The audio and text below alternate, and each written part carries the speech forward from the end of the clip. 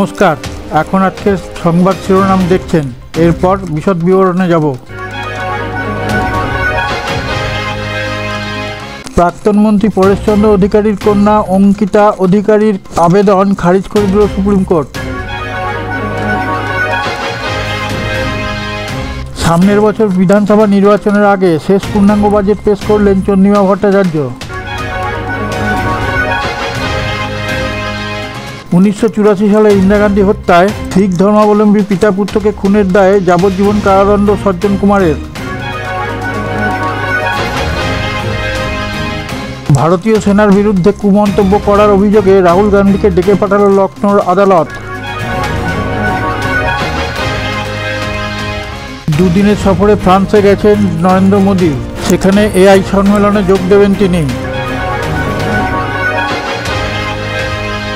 ইংল্যান্ডের বিরুদ্ধে তৃতীয় একদিনের ম্যাচ খেলার আগে অঙ্গদান প্রকল্পে সমর্থকদের যোগ দিতে বলেন বিরাট কোহলি। আজকের মুখ্য সংবাদে যাওয়ার আগে আপনার কাছে একটি বিশেষ অনুরোধ, চ্যানেলটিকে সাবস্ক্রাইব করে পাশে থাকা নোটিফিকেশন বেলটি ছুঁয়ে একটা লাইক দিয়ে শেয়ার করে দিন। তাহলে আমরা বিশ্বের নানা প্রান্ত থেকে খবর সংগ্রহ করে আপনাদের সামনে তুলে ধরার অনুপ্রেরণা পাব। এসএসসির চাকরি বাতিল মামলায় রাজ্যের প্রাক্তন মন্ত্রী পরেশচন্দ্র অধিকারীর কন্যা অঙ্কিতা অধিকারী দায়ের করা মামলা সুপ্রিম কোর্ট খারিজ করে দিল। হাইকোর্টের তৎকালীন বিচারপতি অভিজিৎ গঙ্গোপাধ্যায় 2.5 বছর আগে তার চাকরি বাতিলের নির্দেশ দেন। এই নির্দেশকে চ্যালেঞ্জ করে শীর্ষ আদালতে যান অঙ্কিতা, কিন্তু প্রধান বিচারপতি সঞ্জীব খান্নার ডুয়েল বেঞ্চ সেই আবেদন খারিজ করে দিয়েছেন। 2026 সালের নির্বাচনের আগে শেষ পূর্ণাঙ্গ বাজেট পেশ করল মমতা সরকারের অর্থ প্রতিমন্ত্রী চন্দ্রিমা ভট্টাচার্য। গ্রামোন্নয়ন এবং পঞ্চায়েতে এবার বরাদ্দ করা হলো 44,000 কোটি টাকা। বড় টাকার বরাদ্দ করা হলো ঘাটাল মাস্টার প্ল্যানেও। এছাড়া স্বাস্থ্য, শিক্ষা, আবাস থেকে পথশ্রী সব ক্ষেত্রেই বরাদ্দ বাড়ানো হলো এবারের বাজেটে।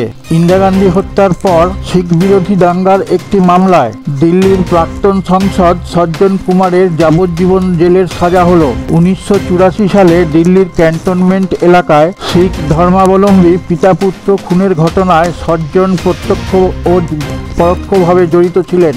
1.5 বছর আগে ভারত জোড়ো যাত্রার সময় রাজীব গান্ধী ভারতীয় সেনার বিরুদ্ধে কুমন্তব্য করেছিলেন। এই সংক্রান্ত একটি আবেদনের পরিপ্রেক্ষিতে লোকসভার বিরোধী দলনেতা রাজীব গান্ধীকে তলব করল লখনৌয়ের একটি আদালত। এআই সম্মেলনে যোগ দিতে 2 দিনের সফরে ফ্রান্সে পৌঁছলেন নরেন্দ্র মোদী। সেখানেই কৃত্রিম বুদ্ধিমত্তার ভালো সহ খারাপ দিকগুলো তুলে ধরেছেন। তিনি জানান, লাখ লাখ মানুষের জীবন বদলে দিতে পারে এআই। স্বাস্থ্য, শিক্ষা, কৃষি, বিজ্ঞানের ক্ষেত্রে এআইকে ব্যবহার করা যেতে পারে, যেখানে সহজে এবং দ্রুত গতিতে উন্নয়ন করা সম্ভব। বুধবার আহমেদাবাদে ইংল্যান্ডের বিরুদ্ধে তৃতীয় একদিনের ম্যাচ খেলার আগে অঙ্গদান প্রকল্পে সমর্থকদের যোগ দিতে উৎসাহ দিলেন বিরাট কোহলিদের ভারতীয় দল। সম্প্রতি আইসিসির উদ্যোগে এই প্রকল্প চালু করা হয়েছে।